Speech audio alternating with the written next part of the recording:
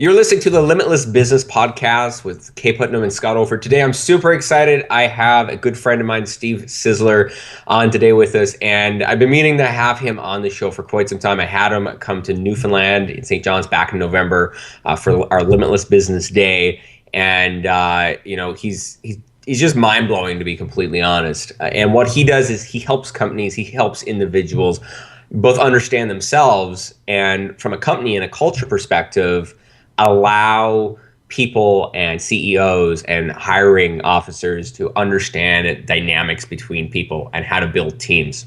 So Steve, thanks so much for being on the show today. I really appreciate it.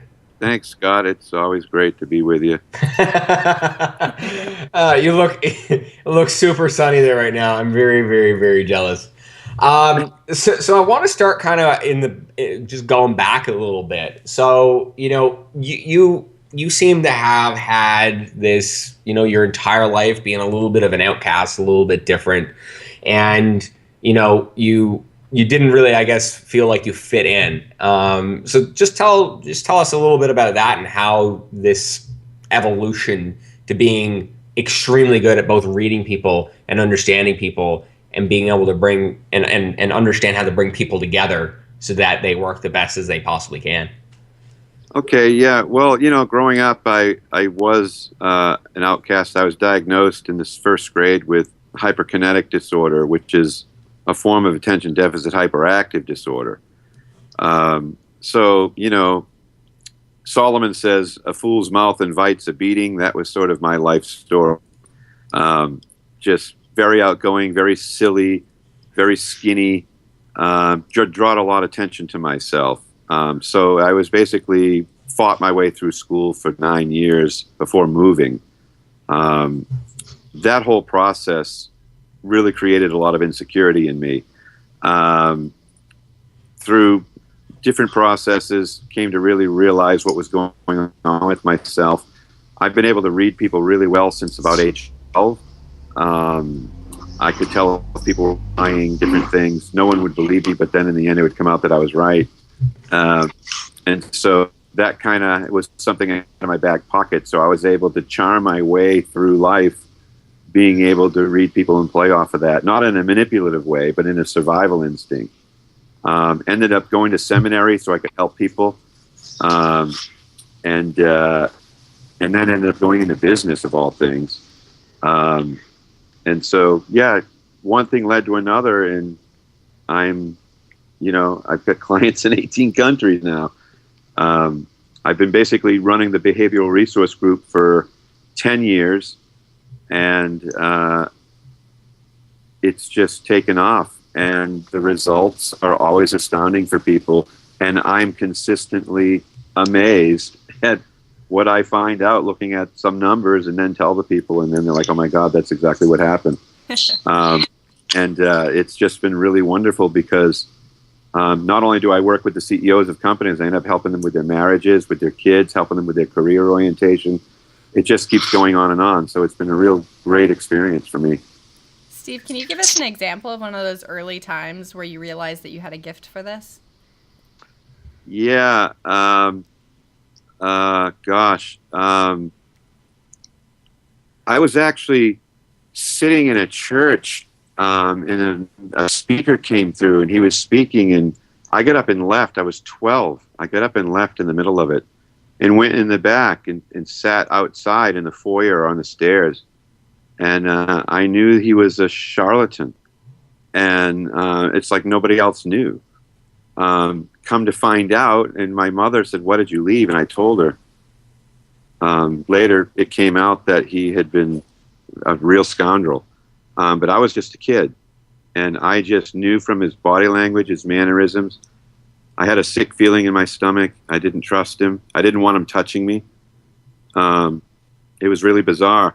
And then later in life, I walked into somebody's house, and they were on the phone, and they put their finger up. 1 minute, they hung the phone up, and they said, "Do you know so-and-so?" and mentioned a woman's name. And I said, "No, is that who you're talking to?" He said, "Yeah." I said, "Well, her husband's cheating on her." And he said, "How do you know that?" I said, "I just know." 2 weeks later, that's what was wrong. That came out. And he was a minister And he says, I can't tell her that. I said, well, I didn't tell you to tell her that. I just told you what was going on. Well, she called him because her husband was in Florida and he was supposed to come home and he wasn't coming home. And I didn't even know that part of the conversation. So that goes beyond people reading. I don't even know what that is. But it happens a lot. Even when I'm working with CEOs, I just start talking and asking questions, and it gets crazy sometimes. I've been asked to be a business psychic for people, and I'm like, I don't know what that is, but I'll help you if I can. And, I mean, it's crazy. So from the business side of this, what is the real purpose and intent when you go into, and we're going to go into what it actually is that Steve does, and we're actually going to do the profiles of both me and Kaye, which Kaye I can see on the video right now is already why did I get myself into this? But what happens? What changes? Any stories of when you come into an organization and when you help, put together their team and, you help them hire or fire the people that are there, what are the consequences? What are the benefits of having somebody like you instead of just being, oh, this resume looks good. This resume looks good. Oh, I don't like this person. And then bam, here's your team. Right. Well, I had an organization up in Massachusetts several years back. I went in, and I'll tell you two stories that stand out as you're speaking.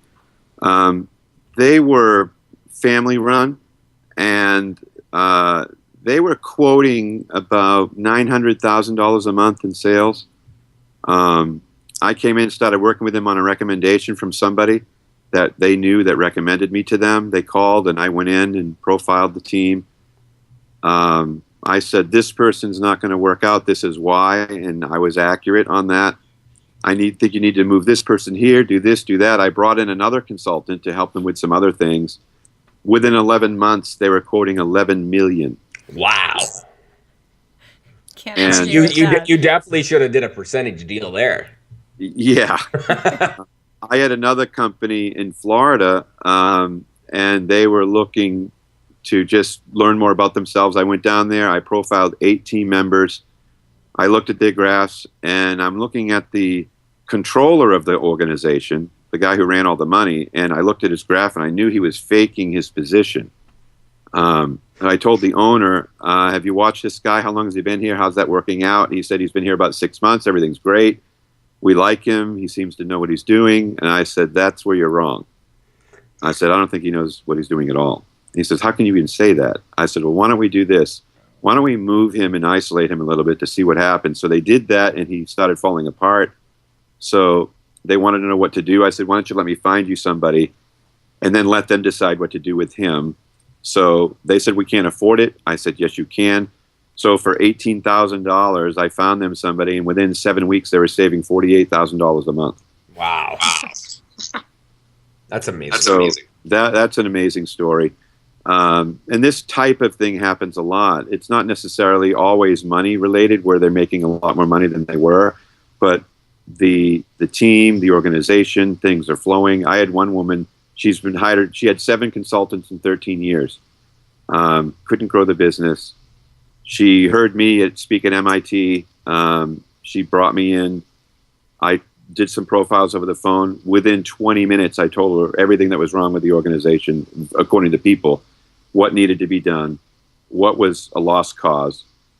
When I said it, she recognized it. She made changes, and now she's growing. She's probably number 1 in her industry. And she told me, and actually wrote a message on my blog, one of the raves, Steve Sisler, out of 7 consultants in 13 years, is the best money I've ever spent. And that's because she got a lot of clear clarity, on what was going on and on herself. She doesn't hire without me. And honestly, I wouldn't hire without you. You know what I mean? Like it's a whole, so, just as a personal example, and Aaron knows this, but when we were hiring one of the project managers, just as a story from our perspective, when we were hiring our production project management, honestly, the person who runs the company, I'll say, When me and Steve talked about Aaron and, how he would work with me, it was, Aaron's really, really good, but Scott, if you want to properly work with Aaron, you're going to need to make sure that when you say something is so, that it's actually so. So as an entrepreneur, as somebody that changes his mind 10 times a day about a decision, and Kaye can account for this, when I give Aaron decisions, I make sure that they're concrete, or at least that I allude to the fact that they may not be concrete. Because if not, Aaron's, from a personality perspective, wouldn't deal with that very well. And I think that one thing, like just that one thing, is worth its weight in gold, knowing that someone's personality is like that and not having to learn and not having to understand that outside of, hey, Steve, can you tell me what this is all about? Right. So this is preventative medicine. Yeah, exactly. I love that. So another thing that you talk about, and I know that you have a book coming out. Actually, when this airs, it'll probably be out.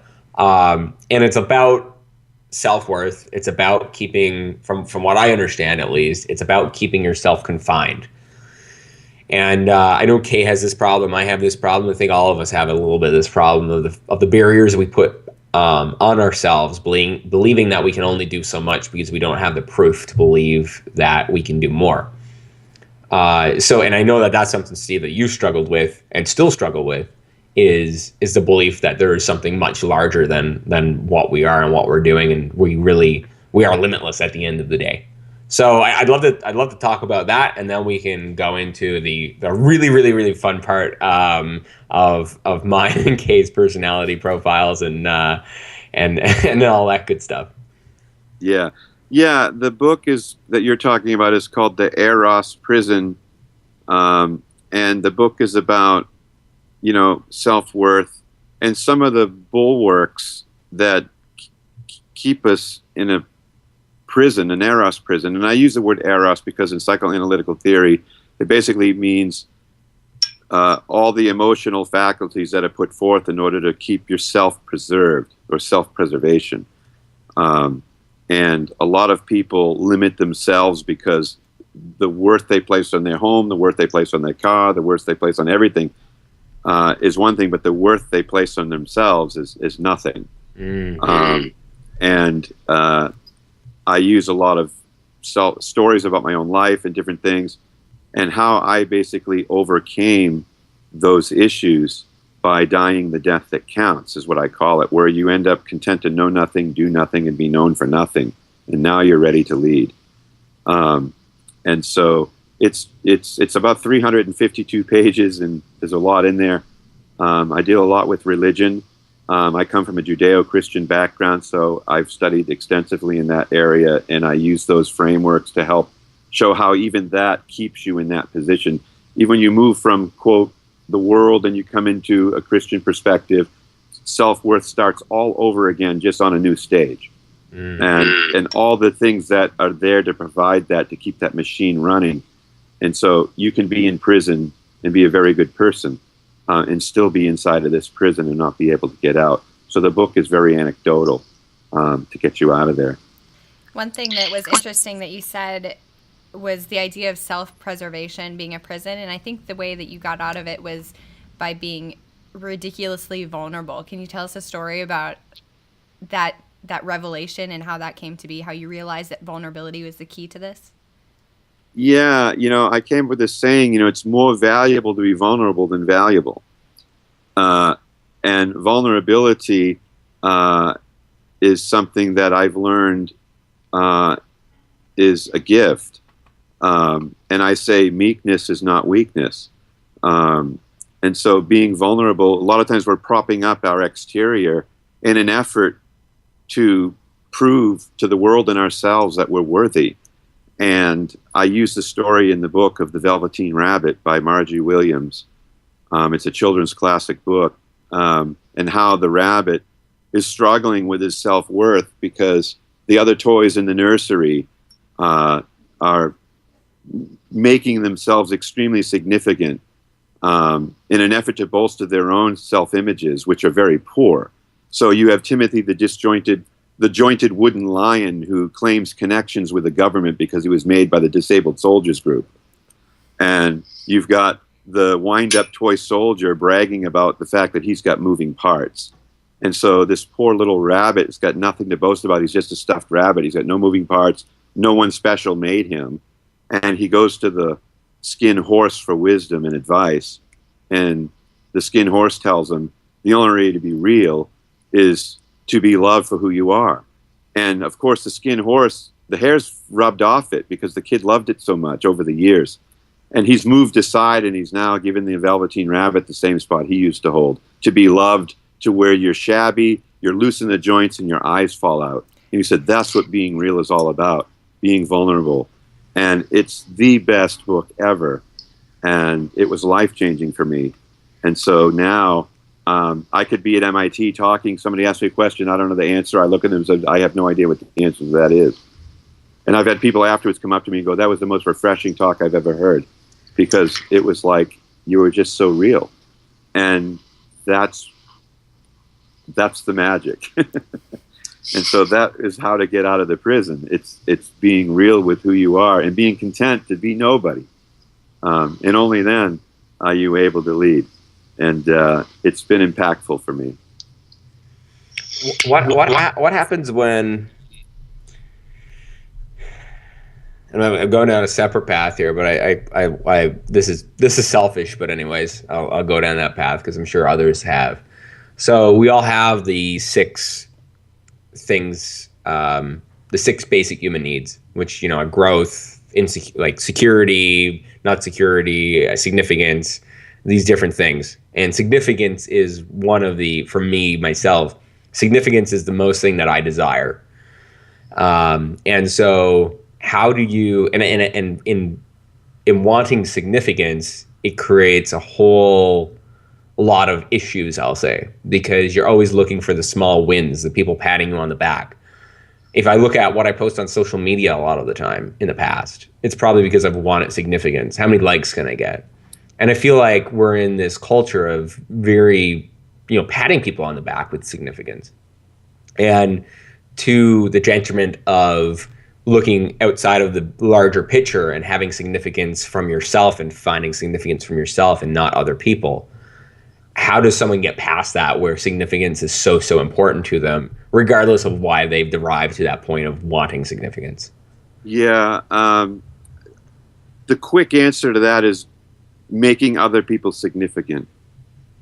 In other words, you know, the opposite of love is not hate, as most people would attest when they're asked the question, because I've asked it to so many people. The opposite of love emotionally is lust. In other words, if I love somebody, then I'm giving to them at the expense of self. If I'm lusting somebody, I'm taking from them at the expense of them for myself. And so when we develop relationships, a lot of times the relationship is nothing more than a way to advance our position for those of us that are trying to find significance. Right. When you have a relationship, and in that relationship, you actually love that person, then at your expense, you're doing things for them. So when you're having conversation, you're asking about them. You're not saying, okay, back to me. You know, you're not doing that. And you consistently think and help and lean towards other people. And it's interesting because it's what I call the difference between diamonds and dirt. Diamonds are significant because they're rare. And I may know a lot about human behavior and know a lot about people, but I never bring it up. When somebody else brings it up and then people start inquiring and then you answer according to their needs, then you become very valuable because what you have is rare. In other words, you're not coming and dumping a dump truck load of dirt on them. Look at me, look what I can do. You're always there to help. And I have found in life, and I think that's why I originally went to seminary, because I wanted to help people. A way to cure insignificance is to make other people significant. And it just goes away. I like it. So, well, that was deep. That's why I love you, Steve. Whenever we talk on the phone, I go away just I don't even have it in words for the emotion that I feel. So Yeah. So anyways, let's move to the second part, which is going to be also a little bit of the vulnerability for both Kaye and myself. I already had this done in front of 50 people, so I'm already kind of broken from it. Well, these aren't bad. Depends on who you ask. For part of it, so we were at the Limitless Business Day, and Steve was comparing my graph with Brittany's, and which is fun, anyways. So it's about a minute and a half of everything of what Scott's like, and I'm like, man, I wish I could just record this as an infomercial for who Scott Oldford is, because it was just great. I was like, I'm not paying this guy to say this stuff, but I am going to. If you're listening, obviously, if you're listening to this just audio, if you go to the podcast website, goinfinitus.com/podcast, you can find the YouTube. And what I'm going to do right now is I'm going to share my screen, and hopefully this comes out. But we're going to. So tell us a little bit about. So I have the behavior graph in front of me, which is the disc graph, and so what Steve's basically going to do now is kind of say who I am, and then talk a little bit about that, and then talk a little bit about Kaye's graph. If you're watching this by YouTube, hopefully you can see this. If not, I'll post it in the show notes so you can actually see the one-page graph. But Steve, you want to bring through who I am, who Kaye is, and then how we work together. What are some of the things that we butt heads on? Those types of things. Okay. Well, I mean, looking at your chart, you're known as the influencer, but you're a dominant influencer. And so it's not, will you please listen to me? It's more like you're going to listen to me. It's a very different kind of style. So it's less inviting and more demanding, and that's because you have an anger emotion. And so I like to look at these as mad, glad, sad, and scared, which would be D, I, S, and C, although mad doesn't start with a D. It means dominance. It's the anger emotion. And when you're out and about working there, you're sporting a little bit over 70, which means that anger emotion is in play. So it's a need for problems and challenges. Right. You like problems and challenges. If you don't have them, you're going to create them. So always. You create a chaotic atmosphere because you don't want chaos. You need it. Yep. And you need chaos because chaos is really the quantum foam that creates and births all your genius. And some people, it's not chaos that causes that. It's stability.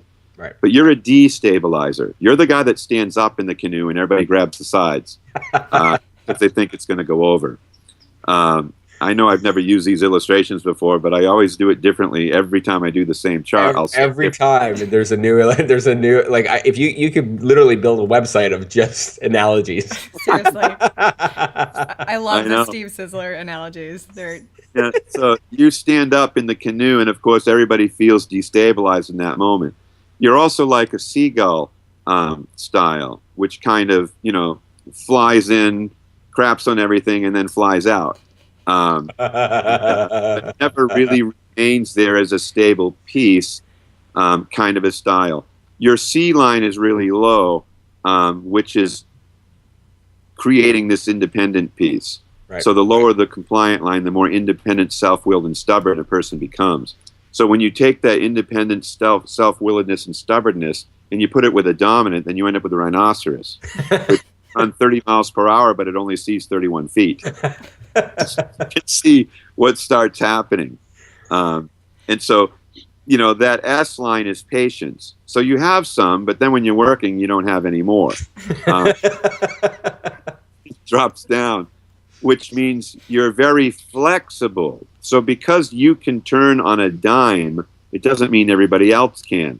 So you're driving a Corvette, and your opposite is driving a semi-tractor trailer. So when you're coming up on the exit at 90 miles an hour, you can just get off that exit really quick, whereas if the truck tried to do that, it would flip over. And so it has to go another 6 miles and get off the other exit, get back on the highway, go 6 miles south, get back on the highway, put their blinker on 100 feet before the turn, and then get off. And you're done eating your meal. You're sitting there with your arms folded, leaning against the Corvette going, where the hell were you? And they're like, I was trying to turn the rig around. So those are the slower moving people. And so you destabilize them with your style. So all we need to know is and understand is what's going on, and that's really almost all it takes in order to repair anything that might need to be fixed, because it's what we call overextended. So it's the typical attention deficit graph that is a visionary, broad brushstroke person who does things in chunks and not in little pieces. So that's in a nutshell. That's your style. What do you think? What do you think my biggest weaknesses are based on that style? Disorganization and many changes. Start, stop, start, stop, start, stop, start, stop. All day long. That's me. Yeah. And organization. Well, between me and Kaye, between me and Kaye, we don't have an organized bone in our body. Well, your style is what we call buckshot. When by the time you get to about age 47, you'll start to turn into a bullet. Right. And that's mostly because you're tired of buckshot. You're realizing this does not work. I'm really tired of these rabbit trails, and so you end up a sniper. I'm 51. I'm a high dominant. I'm a high influencer, and I'm a sniper. I've got all my eggs in one basket, and that basket is made of platinum. It doesn't break. It doesn't fall, and everything works really smoothly. But it took years to get there, and so you're a late bloomer. Bloom late, but great. Sounds good. And that's a very nutshell version. Now, we're not even looking at the values base, but that's just the behavior base. So now in terms of the values, as I'm going down through here, so what do I value? Well, you value control. I know. And many times it's because maybe you were out of control or weren't in control when you felt you needed to be in control when you were in your formative years. Right. And so control becomes extremely important. And so you want to control your own destiny. You want to steer your own car, so you don't like giving up the driver's seat. I don't. And so when you try to delegate, a lot of times you delegate in word, but you won't delegate in deed. And so people feel like they're not being empowered for real. They're just being told, hey, you're VP, but they're not. They have to run everything by you still. And so that's the nemesis to this style. But you look to me like you're pretty smart, meaning, you've got that high theoretical framework going on. Your brain is very itchy. It needs to be scratched. The only way to do that is to learn something new. So you're going to have a large knowledge bank. You can learn things very quickly, take charge, take control. You want authority equal to or greater than your responsibility. You are an out-of-the-box thinker. You're always wondering what you're getting out of this deal before you start putting any energy or effort into it or finances. You're the win-winner. You're very practical. You're sort of like a MacGyver innovator type style. You will always find a way. You're the cat. You throw you out the window. It doesn't matter how you throw you. You're still going to land on your feet. Which the people that are doing all they can to walk straight and keep walking crooked get very upset, because you're doing more by accident than they're doing on purpose. Yeah, I know a few people like that. And some of these entrepreneurs I'm meeting, there's no virtue in their success at all. And I mean, I don't even want to tell them sometimes, but it's true. It's wonderful to watch. I mean, the benefits are the same, but the reasoning, it is what it is. And it's fun to watch. But that's why these things happen to some people. You can't get out and claim, I did this or I did that. It's just like King Solomon said, time and chance happen to us all. And but the certain people get in line quicker. And so they end up being the ones that are reaping. But anyway, do you want to talk about Let's go to Kaye. I feel like $1 million now. I mean, those weaknesses that's all right. I feel like $1 million. Yeah, some weaknesses aren't weak. You're absolutely right. Looking at Kaye, your style, you're the influencer. You are like Scott. You have an strong emotional framework. Your graph is a magnet. For people, you walk in the room, it's like opening up a window in springtime after the office has been really stuffy, because you're very, very, very limbic in nature. When I say limbic, I don't mean you're flexible. I mean your limbic center of your brain. That's where you operate out of. And so it's what we call limbic looping. So when you start sharing and talking with people, you loop into their limbic system. It's like plugging the electric cord into the light socket. And you won't talk to people that have a child safety on it, where you can't really plug in. Those are the introverts. You just bypass that because it doesn't work for you.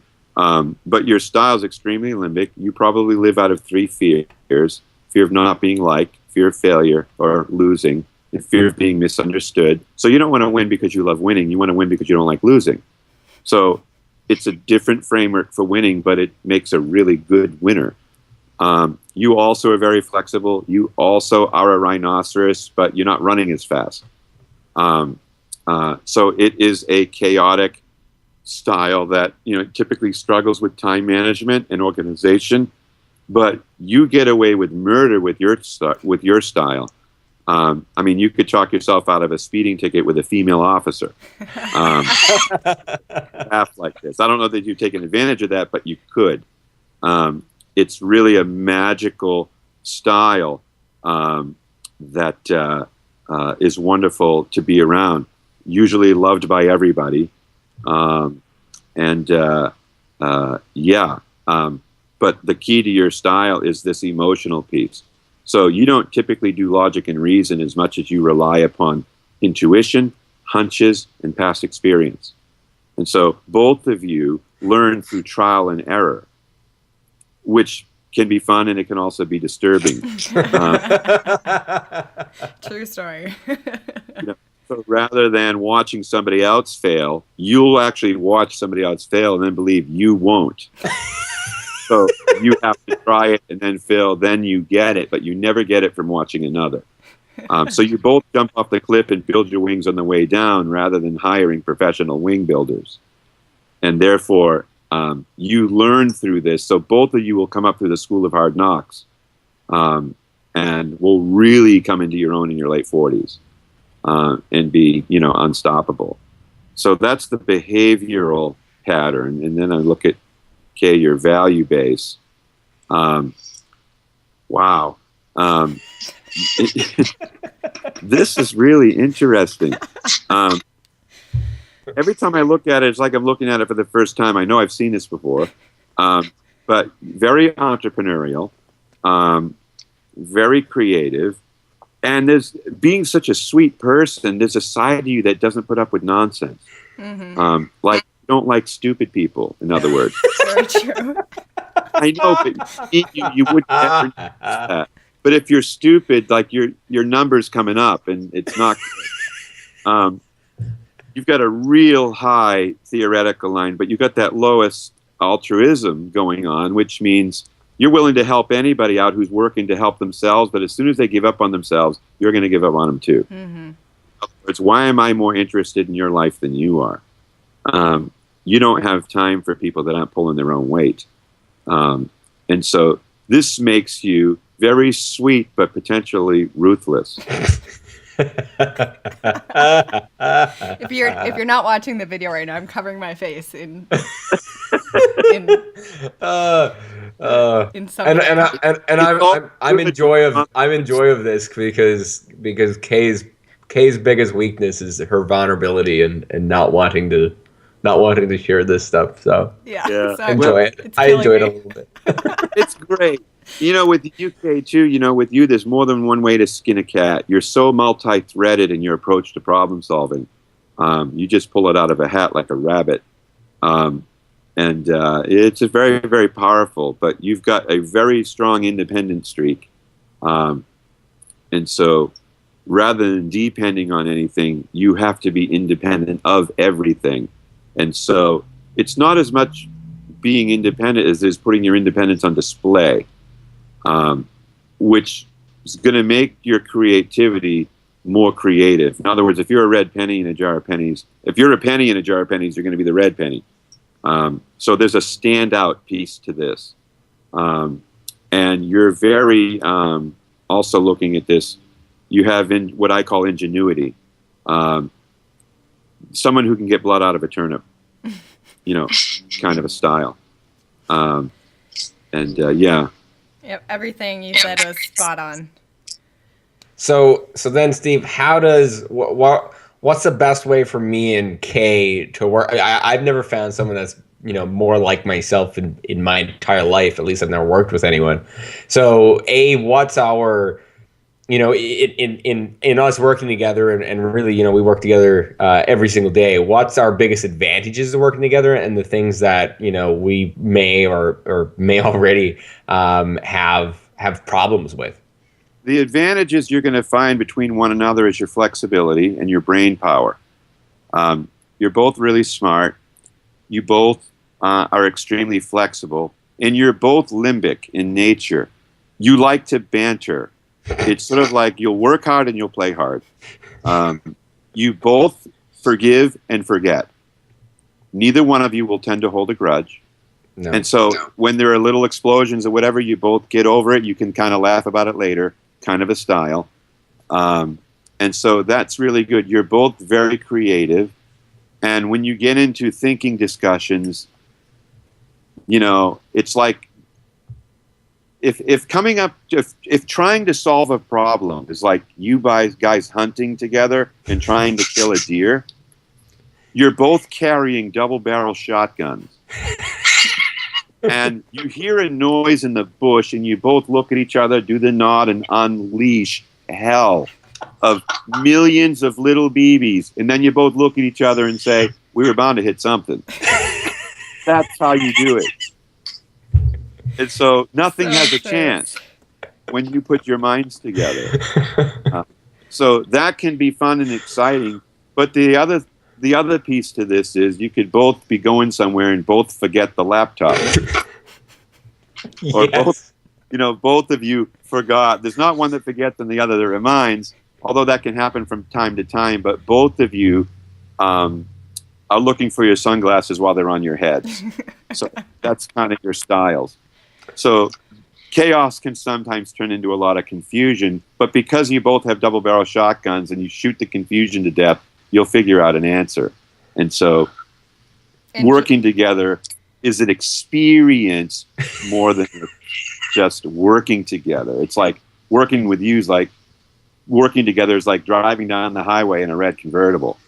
And that's how you'll experience your time together. You hang up, you're energized, you're not tired. Yep. Mm-hmm. So I think it's really good. And so what's our biggest potential weaknesses? This potential weakness is time wasting. Where you get on a subject and then you rabbit trail, and in the end you spend an hour talking about the thing you weren't supposed to talk about or that you originally planned on talking about. You can easily get off track, but no one will turn the other one in because you're both glad the other wasn't paying attention.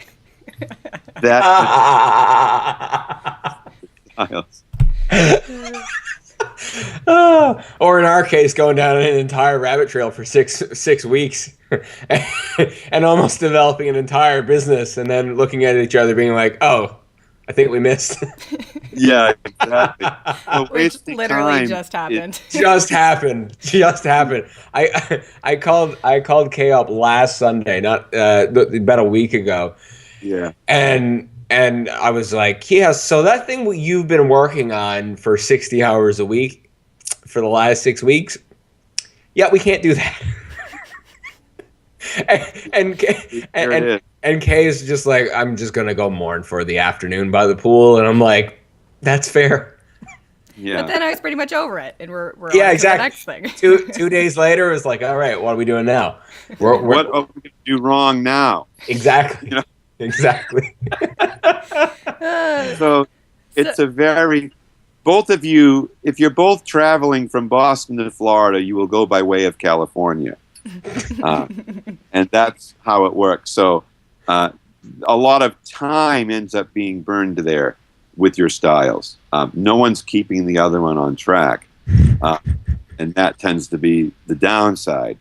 But hey, it was fun while it lasted. That's how you come out of it, so you never feel the pain. Kaye said that exact thing earlier this week. She was like, well, at least it was fun while it lasted. Yeah, well, you see, she sees the glass as half full. Yeah. So with the pure influencer, it's always a sunny day. And so that's a good thing. Yeah. So for those of you listening, I'm sure you get a sense of how much fun this is and how valuable it is to hear how you work with the people that you're working with. Because a lot of these things, they resonate so deeply because they're things that you know. But Steve, you're a master of articulating it, of just articulating the relationship dynamics and how we think. So it's amazing.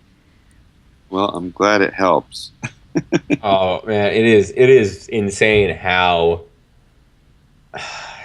I mean, it's like the first time we ever did this, and I mean, I've known Steve since almost 8 months now, so he knows me pretty well by now, and just interactions and that type of thing. So, but the way that he talks about both me and Kaye, he talked the exact same amount when he didn't even know us. Mm-hmm. It was taking the disc test, whatever it was, and then jumping on the phone and being there just with your mouth open the entire time, being like, what?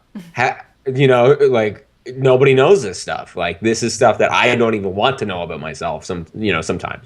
Well, and I've taken a disc test before, but this is way, way more in depth, and just the interpretation of it is just. It's all in the profound. Analogies, man. It's all in the analogies. So if you want this for yourself or for your team, head over to stevesisler.org. We'll link it up in the show notes, and you can buy an assessment for yourself or for a team. And I mean, I think it speaks for itself on how valuable this is. I would never hire anyone without Steve giving the okay. It's just absolutely amazing. When's your podcast coming out, Steve? I can't say exactly right now, but it will be out in the next few months. And it's going to be all, I guess, Sislerisms, illustrations, conversations about life, work, and relationships and how we're different. One of the topics will be how the Jordan River always marries the Dead Sea. And so how relationships 70% of the time look a certain way and what that means. I think it'll be very insightful and helpful for people. That's why I'm calling it Insights. I'm really excited to read your book too. I can't wait for that to come out. And outside of that, you got a ton of. Steve, I just read on the airplane about a week ago, your management book, The Big More than management than a big desk. Yes. Yeah. Yes. And I finally read that. I know Kaye read it back when you suggested it, and of course I'm one of those people that are like, yeah, no, I'll read that, and it takes me a year to get around to it. But anyways, I read that, and that book was really good, Steve. Like, it made me understand my significance issue that I have and always have had a lot better than I've ever really understood it. So yeah, I mean, I can't. Well, actually, I already got an old copy of your book that you sent to me. So I'll get around to reading it at some point. But in saying that, anything that Steve puts out, I'm a huge fan of, just because there's so much. He always delivers. We were just talking beforehand. He's doing a lot of speaking engagements all over the place, and I know that when he was here in Newfoundland, he way over delivered, and he was definitely the favorite speaker by far and large. So, Steve, thanks for coming on today. Thanks a lot, Scott. Appreciate it, and thank you, Kaye. Thank you.